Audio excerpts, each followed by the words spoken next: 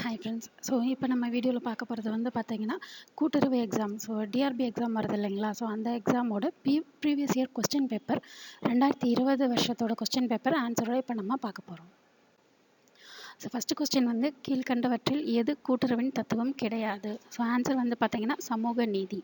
So second question ICA நூற்றாண்டு விழாவை எந்த வருடம் கொண்டாடியது? ஸோ ஐசிஏனா இன்டர்நேஷ்னல் கோஆப்ரேட்டிவ் அலையன்ஸ்.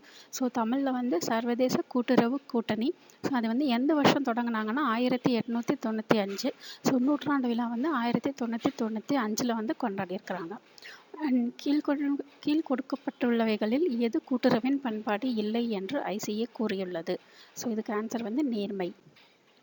ஸோ அடுத்த கொஸ்டின் பார்த்தீங்கன்னா மேம்பட்ட வேளாண்மை, மேம்பட்ட தொழில் மற்றும் மேம்பட்ட வாழ்க்கை இதுவே கூட்டுறவின் சாராம்சம் என்று கூறியவர் சார் ஹோரஸ் புளூகட். ஒவ்வொருவருக்காகவும் நாம் மற்றும் நமக்காக அனைவரும் என்ற தத்துவத்தின் நடைமுறையில் எங்குள்ளது அப்படின்னா ஆன்சர் கூட்டுறவு. ஒரு மனிதனுக்கு ஒரு வாக்கு உரிமை என்று பரிந்துரை செய்ய உள்ள அமைப்பு மெக்லகான். ஒற்றுமைக்கான மதிப்பு என்ற தத்துவத்தின் அடிப்படையில் செயல்படுகிறது. ஸோ கூட்டுறவு துறையில் உள்ள கூட்டுறவு. ஒரு உறுப்பினர் நடைமுறையில் ஒரே உரிமையாளர் மற்றும் டேஷ் என ஒவ்வொரு வகையிலும் தன் சேவையை கூட்டுறவு துறைக்கும் சேர்க்கின்றனர். பயனாளி ஆன்சர் ஸோ ஒரு மனிதனுக்கு ஒரு வாக்கு உரிமை என்பதன் விளைவாக டேஷ் மதிப்பு உயர்ந்தது. ஸோ இதுக்கு ஆன்சர் சமத்துவம். கூட்டுறவு சங்கத்தின் பங்குகளுக்கு மையப்புள்ளி யார்? ஸோ இதுக்கு ஆன்சர் உறுப்பினர்கள்.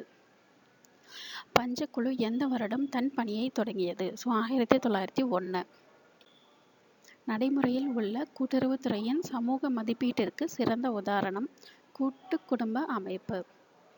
வேளாண்மை விவசாய கடன்களின் துணைக்குழு யாரால் அமைக்கப்பட்டது? ஆன்சர் காட்கில். மக்களின் பார்வையில் கூட்டுறவுத்துறை ஒரு அரசாங்க நிறுவனம் என்ற நிலைப்பாட்டிற்கு வந்தவர். ஆன்சர் மெக்லகான். டச்சு நாட்டின் கூட்டுறவு சங்கம் பயன்படுத்திய வியாபார குறியீடு. ஆன்சர் லூப்ரான். இந்தியாவில் தொழிற்சாலைகளின் கூட்டுறவு அமைப்பு. ஆன்சர் கூட்டாட்சியின் அமைப்பு. அமுல் நிறுவனம் தொடங்கப்பட்ட வருடம் 1946. 1904 அறிமுகப்படுத்தியுள்ள சட்ட அமைப்பு. Answer BNC. ஸோ கிராமத்தில் உள்ள கடன் வழங்கும் சங்கம், நகர்பக்கத்தில் உள்ள கடன் வழங்கும் சங்கம். இந்தியாவில் நிர்வாக அமைப்பின் கட்டமைப்பு எத்தனை அடுக்குமுறை? 2 டயர் 2 அடுக்குமுறை. ராபர்ட் ஓவன் எவ்வாறு அழைக்கப்படுகிறார்? ஏ மற்றும் பி. ஸோ தொழில்முறை சமூக தந்தை, கூட்டுறவின் தந்தை. ஐசிஏ என்றால் என்ன? ஸோ இது ஃபர்ஸ்டே சொல்லியிருப்பேன். ஐசிஏனா இன்டர்நேஷ்னல் கோஆப்ரேட்டிவ் அலையன்ஸ். ஸோ ஒரு கூட்டுறவு சங்கத்தின் வழிமுறை என்பது பைலா, ஒழுங்கமைப்பு சட்டம். 1928 கூட்டுறவு சங்கத்தில் வேளாண்மைக்கான ராயல் குழு தனது பரிந்துரையை மறு ஆய்வு செய்தது. மேலும் என்ன பரிந்துரை செய்தது? ஸோ நிலவள வங்கியை பரிந்துரை செய்தது. ஆன்சர் ஸோ ராக்டேல் பாயினர்ஸ் வியாபாரத்தை எந்த வருடம் தொடங்கினார்? 1844. கூட்டுறவுத்துறையில் உள்ள வீட்டு சங்கம் முதலாக 1914 பதிவு செய்த இடம் சென்னை. மேரி பார்க்கர் போல்ட் மேலாண்மை என்றால் ஒரு செயல் முடிவதற்கான கலை நயம். ஸோ இதுக்கு ஆன்சர் மக்கள். கூட்டுறவுத்துறையில் உள்ள வீட்டு சங்கம் முதலாக 1915 எங்கு துவங்கியது? ஸோ பாம்பே. கூட்டுறவுத்துறையின் ஒரு பிரிவான மீன்வளத்துறையில் எந்த 2 மாநிலங்கள் மீன்வள கூட்டுறவுத்துறையில் அதிக செயல்பாட்டில் உள்ளது? ஸோ இதுக்கு ஆன்சர் தமிழ்நாடு மற்றும் கேரளா. புதிய ஒழுக்க உலகம் முன்னுரிமை வழங்கியவர் ராபர்ட் ஓவன். ஸோ கூட்டுறவு சங்கத்தின் தலைவர் ஒரு உறுப்பினர். கீழ்கண்டவற்றில் முறைசாரா கூட்டுறவுத்துறை இவை அனைத்தும் போட்டிருக்காங்க. ஸோ என்னென்ன ஆன்சர்னா பதிவு செய்யாத கூட்டுறவு, சுய உதவிக்குழு, வியாபார சங்கம். இது எல்லாமே முறைசாரா கூட்டுறவுத்துறை அப்படின்னு சொல்கிறாங்க. சுய உதவு குழுவில் யார் ஒருங்கிணைந்துள்ளனர்? இதுக்கு answer all of the above அப்படின்னா. ஸோ ஏழை குடும்பங்களில் உள்ள மகளிர், வேளாண்மை துறையில் உள்ள ஆண்கள், ஒரு குறிப்பிட்ட புவியியல் அளவில் வசிக்கும் ஆண்கள் மற்றும் பெண்கள். ஸோ இது எல்லாமே சுய உதவி குழுவில் ஒருங்கிணைந்துள்ளதான் அப்படின்னு சொல்லியிருக்காங்க. ஸோ மாநில அளவில் எந்த நிறுவனம் 3 அடுக்கு அமைப்பை ஏற்படுத்தியது? இதுக்கு ஆன்சர் வந்து ஏ அண்ட் பி. ஸோ கூட்டுறவுத்துறை, பஞ்சாயத்து ராஜ் அமைப்பு இது ரெண்டும் சேர்ந்தது. பரஸ்பர உதவியியல் சுய உதவி என்ற தத்துவத்தை ஏற்றுக்கொண்ட அமைப்பு. ஸோ இதுக்கு ஆன்சர் வந்து கூட்டுறவுத்துறை, சுய உதவிக்குழு, பொது சேவை நிறுவனம். இந்தியாவில் கூட்டுறவு சங்கங்களின் உச்ச அமைப்பு வந்து NCUI. ஸோ பிரதம வேளாண் கூட்டுறவு கடன் சங்கங்களுக்கு மறுநிதி வழங்குவது தொடர்பான நிறுவனம் வந்து DCCB. ஸோ மாவட்ட மத்திய கூட்டுறவு வங்கி. ஸோ பயிர்க்கடன் என்றால் அப்படின்னா உற்பத்தி கடன் திட்டம். முன்னுரிமை அளிக்கப்பட வேண்டிய துறை வந்து விவசாயம், வீட்டு வசதி, கல்வி. ஸோ இது மூணுமே சேர்ந்தது. ஸோ DLTC என்பது எதை குறிக்கிறது அப்படின்னா மாவட்ட அளவில் உள்ள நுண்ணறிவு கமிட்டி. இந்தியாவில் கூட்டுறவு வார விழா கொண்டாடப்படும் மாதம் வந்து நவம்பர்.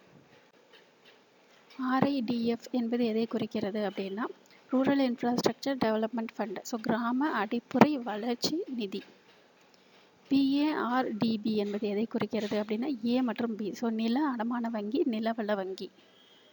RRB சட்டம் இயற்றப்பட்ட ஆண்டு வந்து 1976. NAMT என்பது எதை குறிக்கிறது அப்படின்னா நான் அக்ரிகல்ச்சரல் மீடியம் டேர்ம் லோன்ஸ். வேளாண்மை கடன் என்றால் என்ன அப்படின்னா ST, MT and LT credit. So குறுகிய, மத்திய மற்றும் நீண்ட கால கடன். Central cooperative bank acts balancing centre அப்படின்னு சொல்லுவாங்க. ஸோ மத்திய கூட்டுறவு வங்கி செயல்படுவதை வந்து சமப்படுத்துதல். வகையற்ற சொத்துக்கள் என்ற தத்துவத்தை அளித்தது வந்து நரசிம்மன் குழு. கூட்டுறவு கடன்களில் கீழ் நீண்ட கால கடன்கள் வழங்குவது வந்து வேளாண்மை மற்றும் கிராமப்புற வங்கி. நீண்ட கால கடனை திருப்பி செலுத்தும் காலம் வந்து 15 ஆண்டுகள். கிராமப்புற கடனீட்டு பத்திரங்கள் வழங்குவதை அங்கீகரித்தது AIRCSC. ஸோ வேளாண் மறுநிதி மைய குறுகிய கால கடன். நகர கூட்டுறவு வங்கி எத்தகையவருக்கு கடன் வழங்கும்? ஸோ சிறு வணிகர்கள், தனியார் வணிகம், சம்பளம் பெறுபவர் கடன். ஸோ இவங்க எல்லாத்துக்குமே வந்து கடன் வழங்குறது. ரிசர்வ் வங்கி எந்த ஆண்டு உருவானது? 1935.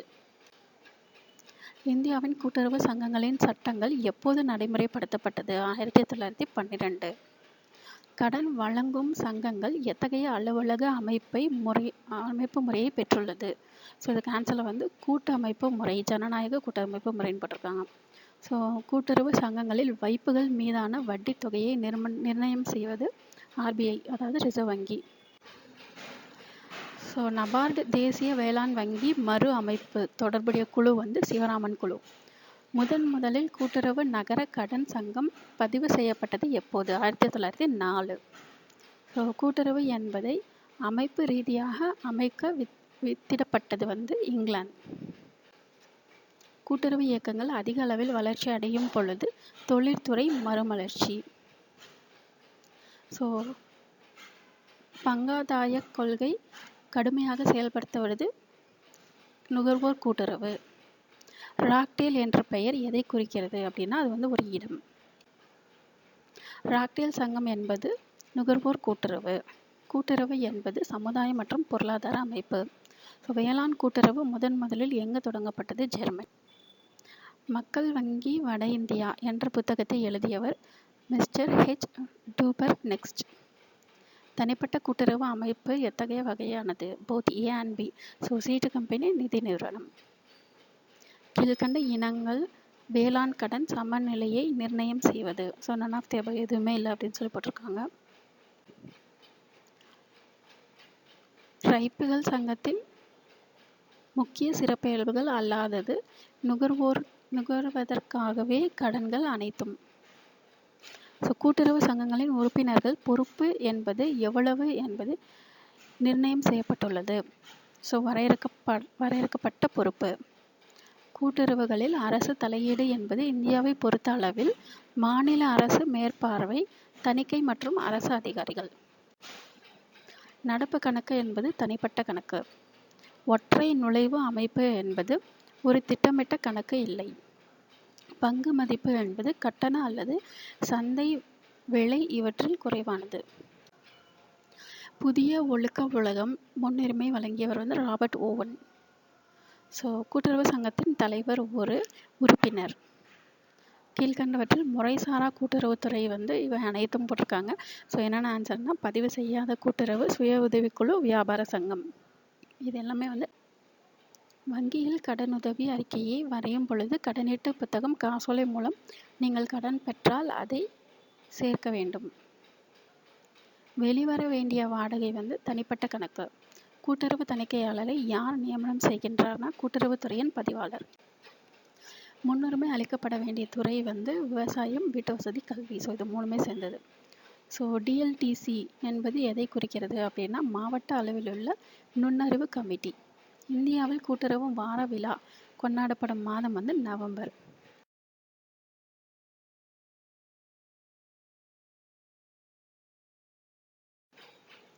புத்தகத்தின் அடிப்படை விதிகள். பற்று மற்றும் கடன்களில் உள்ள விண்ணப்ப படிவம் என்பது தனிப்பட்ட கணக்கு. கூட்டுறவு தணிக்கையின் முக்கியத்துவம். நிர்வாக ரீதியான தணிக்கை. கூட்டுறவு கணக்கு வைப்பு எந்த தத்துவத்தின் அடிப்படையில் அமைய பெற்றுள்ளது? வரவு மற்றும் செலவு. நேரடியான செலவினங்கள் எந்த கணக்கு பதிவில் இடம்பெறும்? உற்பத்தியின் கணக்கு அல்லது வியாபார கணக்கு. லாபத்தில் இருந்து உருவாக்கப்பட்ட இருப்பு கணக்குகள் என்பது பொறுப்பு. செலவுகளில் பட்டியல், கூலி மற்றும் சம்பளம் எந்த கணக்கில் பதிவு செய்யப்படும்? ஆன்சர் வியாபார கணக்கு. பேரேடு என்றால் என்ன? ஸோ கணக்குகளின் புத்தகம், இறுதி கணக்கு பதிவுகளின் புத்தகம். ஸோ இது ரெண்டும் சேர்ந்தது. கூட்டுறவுத்துறையின் தணிக்கை. ஆன்சர் A&B மாநில அரசு கட்டுப்படுத்தும் தணிக்கை, சான்றிதழ் தணிக்கை. ஸோ வெளியீட்டு சாதனத்தை அடையாளம் காண்க. இதுக்கு ஆன்சர் திரையகம். கீழ்வருவற்றுள் எது ஒரு முதன்மை நினைவாகும்? RAM. ஃபைண்ட் அண்ட் ரீப்ளேஸ் அம்சம் எந்த பட்டியில் உள்ளது? ஸோ இதுக்கு answer edit. So the find and replace option is available in which menu அப்படின்னு சொல்லி கேட்டிருக்காங்க. இது edit menu. In Impress, which views shows thumbnail versions of all your slides arranged in horizontal view? So slide sorter. தோற்றத்தில் தோற்றமளிக்கும் அனைத்து ஸ்லைடுகளின் சிறு பதிப்புகள் கிடைமட்ட வரிசையில் அமைக்கப்பட்டிருக்கும். ஸோ இதுக்கு ஆன்சர் ஸ்லைட் சார்ட்டர். மலையில் உள்ள ஒவ்வொரு கணிப்பொறியும் ஹோஸ்ட் புரவலர் என கருதப்படுகிறது. பின்வருவற்றில் பகரலை எந்த வலையமைப்பு பயன்படுத்தப்படுகிறது? WLAN. கீழ்கண்டவற்றில் எது பயனர் இணையதளத்தை பார்வையிடுகிறது? குக்கீஸ். பரிமாற்றத்திற்கான சட்ட அனுமதியை செயல்படுத்துவது எலக்ட்ரானிக் டேட்டா எக்ஸ்சேஞ்ச். ஸோ மின்னணு தரவு பரிமாற்றம். GUI என்பதன் விரிவாக்கம் என்ன அப்படின்னா கிராஃபிக்கல் யூசர் இன்டர்ஃபேஸ். சென்சார்களால் சூழப்பட்ட பந்து போல் உள்ள குறியீட்டு கருவி ட்ராக் பால். ஸோ தட்டப்பந்து அப்படின்னு சொல்லி போட்டிருக்காங்க. ஸோ இதில் ஃபஸ்ட்டு 100 கொஸ்டின்ஸ் மட்டும் இருக்குது. ஸோ ஒரு கொஸ்டின் பேப்பரில் பார்த்தீங்கன்னா உங்களுக்கு 200 கொஸ்டின்ஸ் இருக்கும். ஸோ இந்த வீடியோவில் நான் 100 கொஸ்டின்ஸ் மட்டும் போட்டிருக்கேன். ஸோ இந்த வீடியோ பிடிச்சதுன்னா லைக் பண்ணுங்கள், ஷேர் பண்ணுங்கள், சப்ஸ்கிரைப் பண்ணுங்கள். தேங்க்யூ.